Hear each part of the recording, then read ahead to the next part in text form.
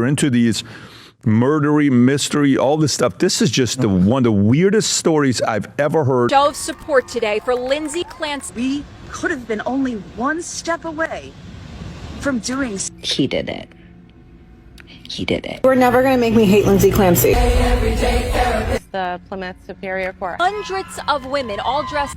I originally organized it because there was just one day in court that Lindsay was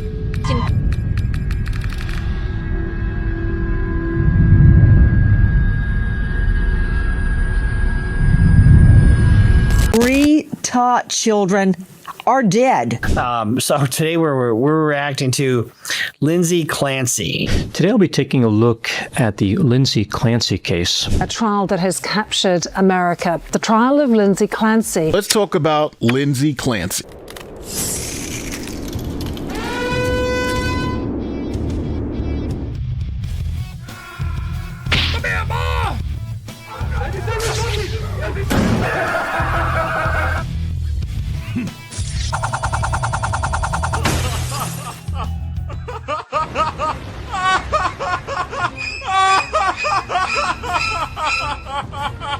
All of your preparations turn to dust. I am going to be perfectly honest with you. This case with Lindsay Clancy is beyond disturbing. Not because what happened, as tragic as it is, but because the inbred, crayon-eating, pill-popping, man-hating retards on social media can't seem to understand simple facts. Lindsay Clancy is guilty.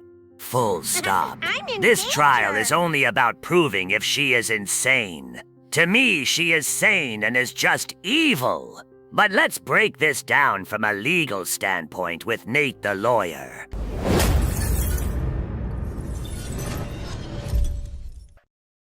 First, we're going to examine the law so you understand what you're looking for when we examine the facts. And then at the end, you're going to play the juror and come to the conclusion. Okay, two quick disclaimers. Number one, this is not legal advice. You all should know that. It's in the description. And number two, this is going to be a super simple explanation of something that's a lot more complex. So take it for what it is. Now, I want to start this story off by explaining to you the difference between actus reus and mens rea. Those are the two things that are required to commit a crime in the United States. Actus reus is the criminal act. So, for instance, in a murder prosecution, the actus reus would be the actual killing of a human being. Now, satisfying the actus reus is not enough to obtain a criminal conviction. You need to also satisfy the mens rea. We also call it the culpable mental state. So, in our murder example, we have the killing of a human being. That's the actus reus. But what happens if that killing was done accidentally? Well, that means this wouldn't rise to the level of a crime. But if that killing was done intentionally, then that would satisfy the mens rea, culpable mental state, of murder. So now that you understand that, when going into the Lindsay Clancy case, I need you guys to understand this case is not about the actus reus. No one disputes that Lindsay Clancy actually killed her children. Are you sure about that? No, I'm gonna get so much. It should be illegal to be this dumb. Lindsay Clancy didn't do it. Like, she didn't do it. And the fact that it got this far, it gives me absolutely no hope in the justice system or investigators. Like, holy fuck, she didn't do it. It is so painfully obvious. That's all I have to say. Like, what the... If you've been following the Lindsay Clancy trial, you need to hear this. I found a girl on Facebook by the name of Millie who put a reenactment together using a shoebox and Bratz dolls. Look it up and see what she unrevealed. Because this is going to put a huge break in the case right now, and Reddington needs to see it. This case, this prosecution is solely based on the mens rea component of this story. And the prosecution is saying that Lindsay intentionally killed her children, satisfying the mens rea for first-degree murder. And the defense is saying she didn't intentionally do anything because at the time she was suffering from a mental disease. Think of it this way. Let's say some person with some neurological disorder has an involuntary muscle spasm and then strikes the person next to them. That generally would be an assault. You have to have hit someone, that's the actus reus for the assault. But the mens rea required for that to be a criminal assault is you had to do it intentionally. But because the neurological disorder caused a muscle spasm, then you would not have a criminal offense here because you don't satisfy mens rea. Not guilty by means of mental disease or defect. This is a circus, all right? It's a charade. It's an act.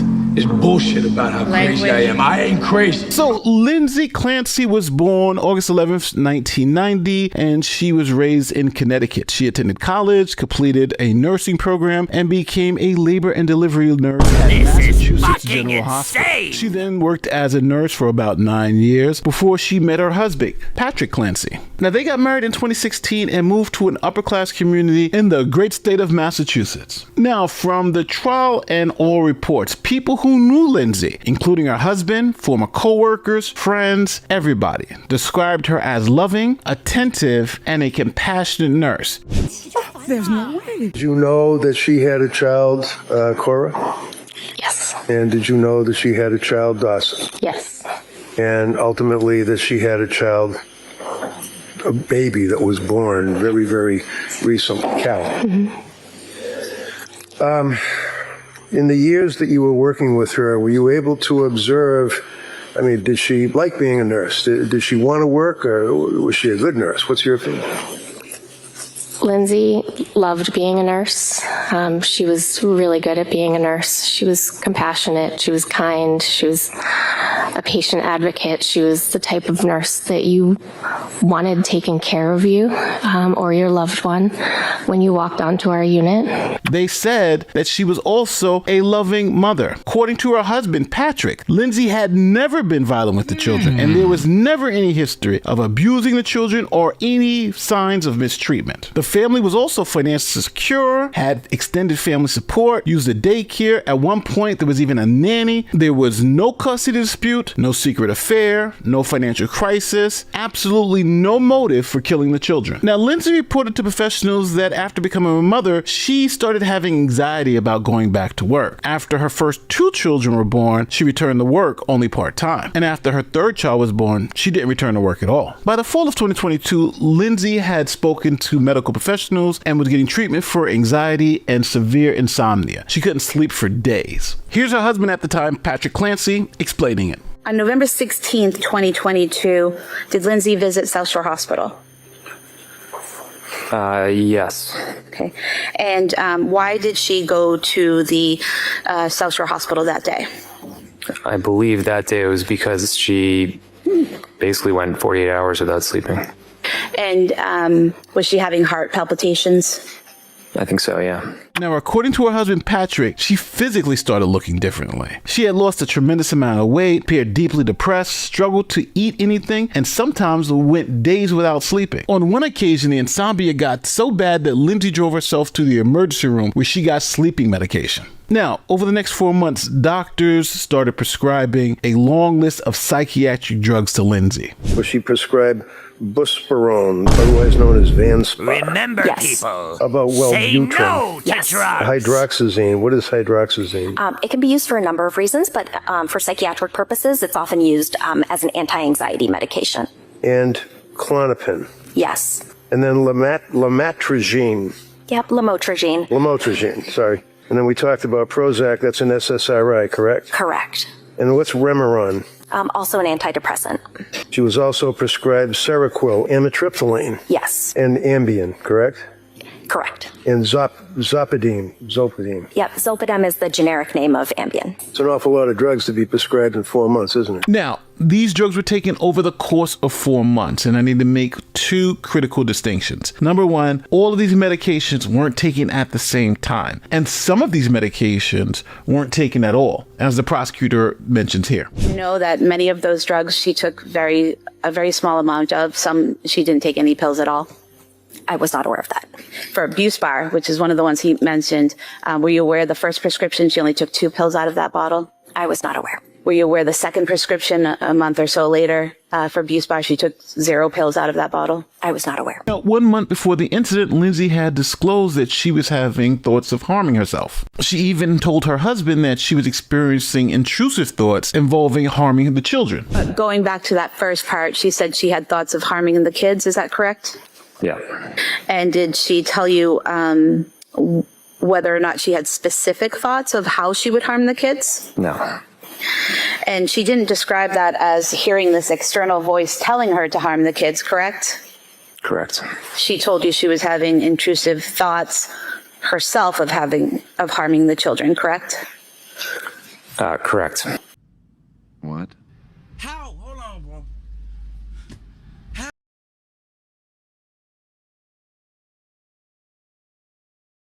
Do you find it disturbing? And she said yes. And she described it as really the way she was describing it as something that might happen to the kids. If you ever hear this, take your kids away quickly. Do something, is that correct? Yeah. Patrick was concerned enough to even ask his wife if she believed that she needed to be separated from the kids, and she told him no. Now, things were going so bad that on January 1st, 2023, Lindsay checked herself into a psychiatric hospital for inpatient psychiatric treatment. Now, on January 5th, she was discharged from the hospital. Now, Lindsay's husband, Patrick, said her condition actually improved after the hospital stay. They went on family outings, and things started becoming normal again. He even felt comfortable leaving her alone with the children, even though she had reported having these feelings in the past. Now, we're going to fast forward to approximately 3 weeks later on January 24th, 2023. In the morning, Lindsay woke up and took a 5-year-old to a routine pediatric appointment. The doctor actually testified that everything looked fine when he examined the child. After the doctor's visit, she then returned home and played with the kids in the snow. At 4 o'clock that day, Lindsay searched online for children's Miralax. Oh my. Then, about 10 minutes later, she searched for takeout at a local restaurant. Then about 30 minutes after that, she called a local CVS to find out if they had a specific children's medication. Then approximately 5 minutes after that, she then texted her husband Patrick and asked him to pick up dinner. Now, Patrick left the house at about 5:15 and drove to the CVS first and then went to a restaurant. All of this was caught on video surveillance. Now, Patrick was gone for roughly about 50 minutes, and when he returned, he found something very disturbing. Lindsay had killed all 3 of their children by strangulation, and Lindsay cut her own wrist, neck, and then jumped out a second-story window. Now, the children did not survive the encounter, but Lindsay did with severe spinal injuries, and she now remains paralyzed from the waist down. Here is local news coverage at the time the bodies were discovered. A horrific story is unfolding tonight at a home in Duxbury. Investigators say 2 children are dead and an infant is in the hospital. The DA also saying their mother jumped out of a window. Now, she survived, but police say she was trying to end her own life. Investigators say a 5-year-old girl and 3-year-old boy are dead, and an 8-month-old baby is in a Boston hospital. Their mother is in a South Shore hospital after apparently jumping from a window. The DA says a man who lives in the home, presumably the father, got home shortly after 6 p.m. and discovered the woman first. So now, with these facts, prosecutors charged Lindsay with first-degree murder. This morning, an arrest warrant is issued for Duxbury mother accused of killing her 2 children and sending her 8-month-old baby boy to the hospital. The Plymouth County DA says Lindsay Clancy will be charged with 2 counts of homicide, 3 counts of strangulation, and 3 counts of assault and battery with a deadly weapon. Okay, so this is where we come full circle. Earlier, we discussed the difference between the mens rea, guilty mind, and the actus reus, the criminal act. And in this case, no one disputes the fact that Lindsay killed her children. So as to the actus reus, it's been satisfied, and there's really no argument about that. But now, as to the mens rea, the guilty mind, the government has to prove that Lindsay intentionally killed these children beyond a reasonable doubt. So the prosecutors say Lindsay was mentally ill, but she wasn't psychotic and understood that killing the children were wrong. And the prosecutors say they have evidence that this was premeditated. The first thing they point to is Lindsay's internet searches. During those searches, she looked at how long it would take someone to go pick up dinner, to go to CVS. And after figuring out those travel times, she sent her husband Patrick to go pick those things up. They say this is evidence of planning and organized thinking. Is it sinking in yet? They also say that her husband Patrick says that Lindsay never reported hearing voices or appeared disconnected from reality. Prosecutors also say when you look at Lindsay's journals and medical records, there was no documentation of hallucinations or delusions before the killings. This is getting confusing. And their position is that Lindsay made a conscious and calculated decision, and that intent satisfies the mens rea for the crime of murder in the first degree. Get out there! Get out there! Now again, prosecutors admit that Lindsay was mentally ill, but they say the evidence shows beyond a reasonable doubt that she knew what she was doing when she did it. And when she woke in the hospital, and she knew she was alive and the kids weren't. She knew what she did was wrong. She said she felt horrified. She always And then, knew. while still with a tube in her throat, she's asking, do I have a lawyer? Do I have a lawyer? Because she knows what she did was wrong. And then we get the justification, the excuse of the voice. The voice doesn't make sense.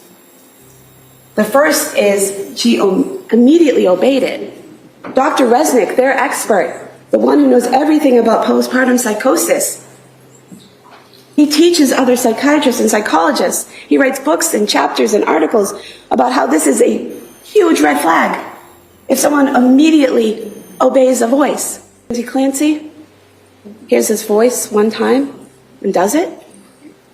Doesn't try to lock herself in the bathroom, call Patrick, call 911. Doesn't try to leave.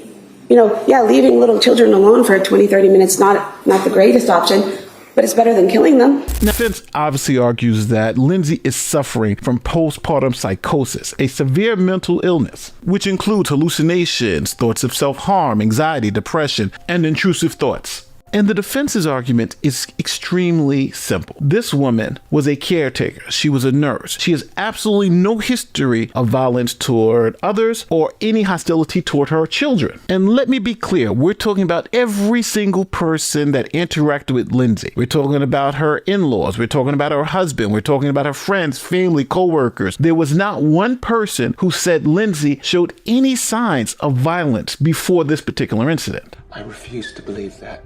And then even when she felt that she had some issues, she let her husband know. She went to a doctor's office. She checked herself into a hospital. And those doctors prescribed her multiple amounts of these different psychiatric drugs. And we're supposed to believe that a woman who had absolutely no history of any type of violence against anyone, all of a sudden in one day plans to kill her children, send her husband away on errands that make no sense, and then try to kill herself. And the thing that hurts the prosecution's case the most is the fact that there's absolutely no motive. They were upper middle class. They had no financial issues. There's no evidence of anyone cheating on anyone. And after looking at everything, there is absolutely no rational motive why Lindsay would want the children dead. Because remember the government's opening when they told you she wasn't suffering from the psychosis.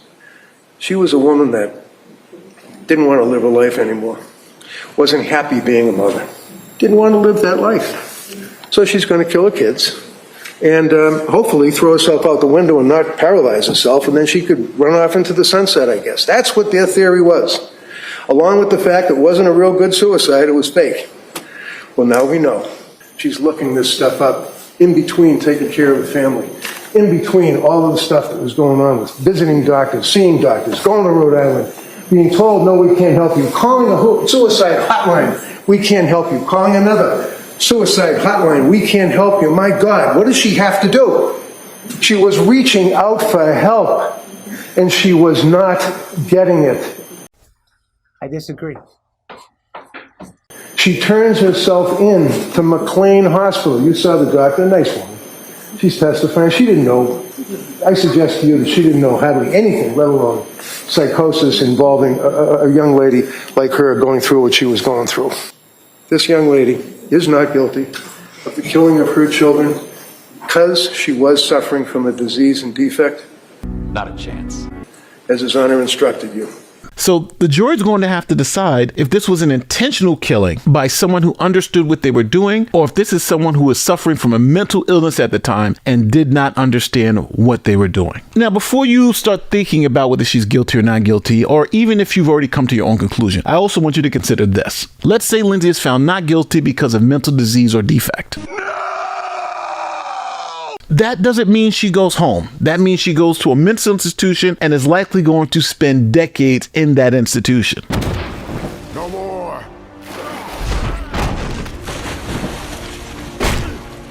What you think? You gonna send me to a nut house? some doctor they're gonna get me to stop from doing what I want to do? Well, that ain't happening. Not on my watch. For instance, Andrea Yates, who drowned her 5 children back in 2001, she was found not guilty by reason of insanity, and she is still, to this day, in the mental institution after 25 years. Mr. Foreman, has the jury reached a verdict in each case? A different outcome. We, the jury, find the defendant, Andrea P.A. Yates, not guilty by reason of insanity. Signed, Todd Christopher Frank, foreman of the jury. This time the jury sided with the defense. Instead of prison, Yates was committed to a state mental hospital where she remains under court supervision. So as you see, either way, Lindsay is going to be locked up. Either she's going to go to a jail cell or she's going to go to a hospital, but she is not going back to the streets. Now, before you guys destroy me in the comment section, I need to say this. This is not the traditional whodunit. Everyone agrees Lindsay Clancy killed her 3 children. Your job as a juror is to understand what was going on in this woman's mind at the time these crimes were committed. If it's intentional, you're saying she's a murderer. If she is so mentally ill that she couldn't understand what was going on, then she is not guilty by reason of insanity. Now, the thing that's going to make this case so difficult is that on one hand, you have the evidence of this planning and execution that makes it seem like this was premeditated. But concurrently, at the same exact time, you have the evidence of severe mental illness, documented over time by multiple different medical professionals. So the question the jury really has to decide is, does she go to jail or does she go to a mental hospital? So as always, it's up to you. Let me know how you feel in the comment section, because you know I'll be in there arguing with you guys. Guilty! That nigga is